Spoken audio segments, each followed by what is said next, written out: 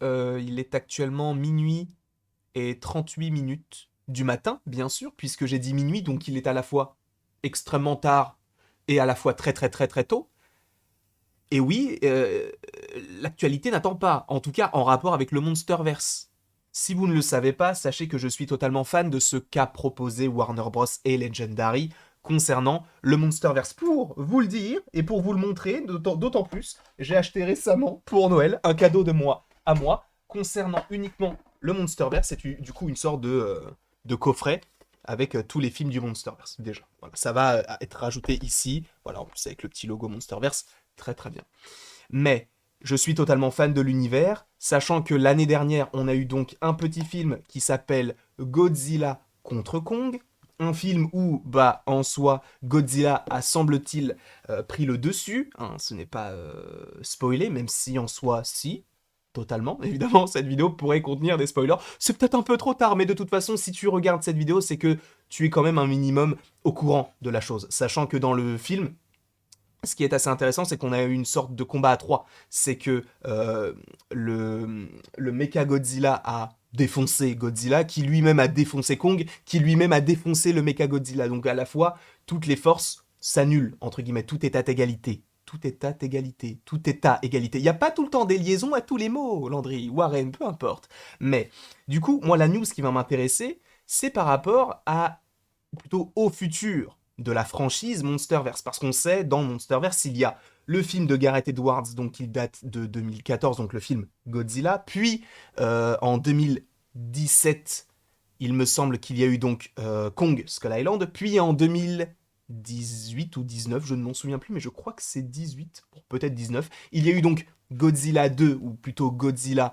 Roi des monstres. Et en 2021, nous avons eu Godzilla contre Kong. Très bien. Mais qu'en est-il de l'avenir? On parle d'une série d'animation, on parle d'une série, ou en tout cas d'un projet en lien avec Kong Skull Island, très, très bien tout ça, mais là on parle d'autre chose, là on parle de... On rentre dans le vif du sujet, et c'est là où tu vois que les séries, en fait, c'est l'avenir, ou en tout cas ça permet d'englober l'histoire que l'on a dans les films. Pourquoi? Parce que, en soi, je vais vous montrer directement l'article, directement sur Apple TV+. Alors, c'est totalement traduit avec Google Traduction, donc merci beaucoup Google Traduction.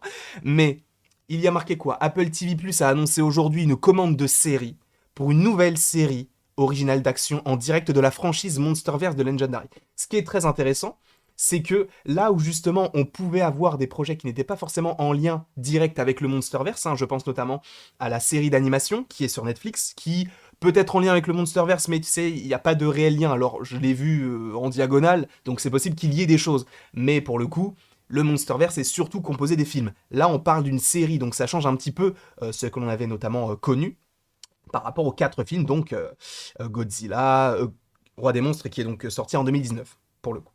Sachant, sachant que on peut se demander, mais de quoi va parler cette série, à quel moment cela se déroule? Après la bataille tonitruante entre Godzilla et les Titans qui a rasé San Francisco, donc c'est tout simplement en lien avec cette scène-là, puisque je vous rappelle que c'est en fait, le Godzilla 1 se déroule à San Francisco et également en partie au Japon, il me semble, parce qu'en fait, il me semble qu'il y a, en gros, les droits de Godzilla appartiennent ou appartenaient à Toho, qui du coup a stipulé quand même dans le contrat de diffusion de films et de distribution qu'il doit y avoir quand même une scène en lien avec l'Asie et plus précisément le Japon. Donc on sait qu'il y avait le Japon, mais il y avait également donc San Francisco. Et donc logiquement, il y a marqué après la bataille tonitruante entre Godzilla et les Titans qui a rasé San Francisco, et la nouvelle réalité choquante que les monstres sont réels. La série explore le voyage d'une famille pour découvrir ses secrets enfouis et un héritage les reliant à l'organisation secrète connue sur le nom de Monarch. Et là, je vais revenir directement sur ce logo parce que ça va m'intéresser quand même pas mal, sachant que je me suis trompé de scène, c'est celle-ci, pas du tout, c'est celle-ci. Tout à fait, c'est celle-ci. Pourquoi Monarch? Déjà, Monarch, qu'est-ce que c'est? Monarch, en fait, c'est une... Il y a une vidéo qui est déjà sortie sur la chaîne, donc vous pouvez aller la voir si vous en avez envie, mais en fait c'est une sorte d'organisation qui existe depuis, en fait quand même pas mal de temps, on va dire depuis mi-20e siècle, peut-être même avant. Je t'avoue que je connais pas l'histoire de Monac par cœur, c'est pour ça que moi-même je vais aller revoir la vidéo pour savoir vraiment. Mais en gros, c'est une organisation qui est là pour, comment on peut dire ça, qui a découvert des monstres au fur et à mesure des années à travers les pays, hein. On sait qu'il y a eu des monstres notamment au Mexique, il y en avait au Japon, il y en avait partout dans le monde, et c'est ce qu'ils veulent réveiller notamment dans Godzilla Roi des monstres, où on avait découvert Mothra, où on avait revu Godzilla, où on avait découvert le King Ghidorah, le phénix, ou en tout cas l'oiseau de feu, dont j'ai un peu, pas un peu, mais j'ai totalement oublié le nom, mais vous me le direz notamment dans les commentaires. Mais donc, en fait, Monarch, c'est une institution, c'est une organisation, une entreprise, entre guillemets, déjà, qui a été basée, enfin, dont on entend parler déjà dans le premier Godzilla, mais qu'on entend notamment plus parler dans Kong Skull Island, qui se déroule notamment, il me semble, ça se déroule pendant la guerre, mais laquelle? Je crois que c'est pas le Vietnam. Non, je ne sais plus. Mais en tout cas, ça se déroule dans les années 60-70, dans ces eaux-là. Et donc, t'as les prémices de Monarch, ou en tout cas, le renouveau, on va dire, le fait que, en fait, ils essayent de cartographier une carte à l'aide de bombes, en fait, c'est surtout pour réveiller un monstre qui n'est autre que Kong. Donc, Monarch est très très important dans le Monsterverse. C'est un petit peu, entre guillemets, l'équivalent du Shield dans le MCU pour avoir une idée claire de ce que cela peut être. Mais moi, ce qui m'intéresse beaucoup dans ce petit, dans ce qui est écrit là-dedans, déjà, c'est que la série sans titre, donc Monsterverse, sera produite par Legendary Television. Donc voilà, ce que c'est intéressant par rapport à tout ça, je ne sais pas. Mais elle sera elle sera produite par les co-créateurs, donc Chris Black de Star Trek Enterprise et Outcast, qui sera également suivi de Matt Fraction. Et c'est ça qui est fou, c'est que Matt Fraction, pour ceux qui ne le savent pas, en gros c'est celui qui a écrit, alors je ne sais pas si je l'ai sous la main, peut-être qu'il est plus rangé là-bas, mais en gros c'est celui qui a écrit les comics, notamment Mon corps est une arme, je sais plus. Je crois que c'est ça. Non, en tout cas, les comics en lien avec Hawkeye. Donc, je trouve ça plutôt marrant qu'il mélange un petit peu tout ça. Donc, on sait que Toho est de nouveau présent, donc le propriétaire des droits du personnage de Godzilla, etc., etc. Donc, mais déjà, ce qui est assez intéressant, c'est que c'est Apple TV qui s'en occupe. Donc, sachant que le Monsterverse n'appartient pas à Warner Bros. Qui le distribue, à mon avis, c'est possible que peut-être que ça s'est un petit peu, comment on peut dire ça, séparé, et que maintenant t'as Legendary qui va proposer de plus en plus de films peut-être un petit peu solo, et notamment aussi en collaboration avec Apple TV+. Alors encore une fois, on n'a pas de date sur le projet, mais en tout cas par rapport à la chronologie des événements, ce qui est assez intéressant, c'est qu'en fait on comprend totalement que ça se déroule après donc une bataille à San Francisco. Une bataille à San Francisco qui a eu lieu donc lors du premier Godzilla. Et ça, c'est des idées que j'aime beaucoup parce que déjà Godzilla pour moi c'est l'un des... Honnêtement, même si on fera une vidéo sur mon top 10 des films, il est clairement dans mon top 10 de films préférés, tout univers confondu.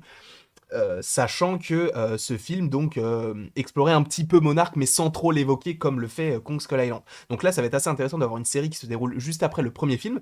Donc et qui va t'en apprendre un petit peu plus sur Monarch. Donc peut-être des événements qui seront en lien avec notamment ce qu'on a pu évoquer dans la vidéo sur Monarch, mais d'y rentrer vraiment en précision. Donc ce qu'il faut retenir en fait de cette petite information, c'est qu'il y a bien une série en lien avec Legendary qui sera canon avec ce qu'on a eu par rapport au film, qui sera diffusée par Apple TV+, on n'a pas encore de date, mais qui devrait donc se passer après les événements de Godzilla, premier du nom de Gareth Edwards.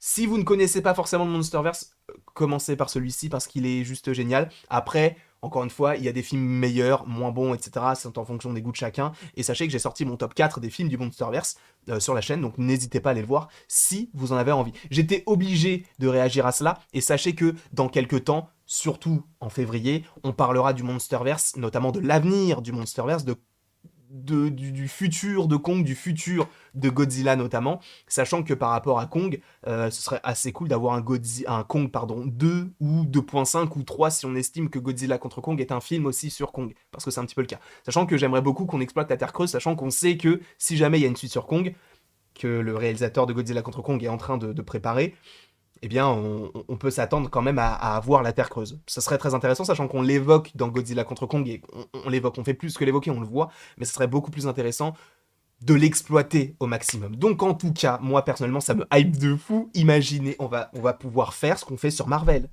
Pas maintenant, peut-être dans 2 ans, dans 3 ans, on sera toujours là, t'inquiète pas, toujours vivant, rassurez-vous, toujours la banane, toujours debout. Mais imaginez, on fait des reviews par semaine d'un épisode d'une série Godzilla. C'est génial. Moi, ça me...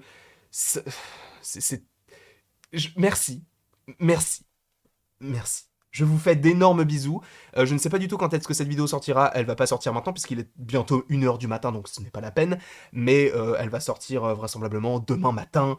Enfin, en tout cas, ce matin précisément, avec une autre vidéo qui arrivera notamment par rapport à Doctor Strange 2. Donc restez à l'affût. Je vous fais d'énormes bisous. N'hésitez pas à aimer, à partager, à commenter et à vous abonner. Cela me ferait évidemment extrêmement plaisir. Et après toute cette longue vidéo, il ne me reste plus qu'à vous dire à la prochaine. Pour la prochaine.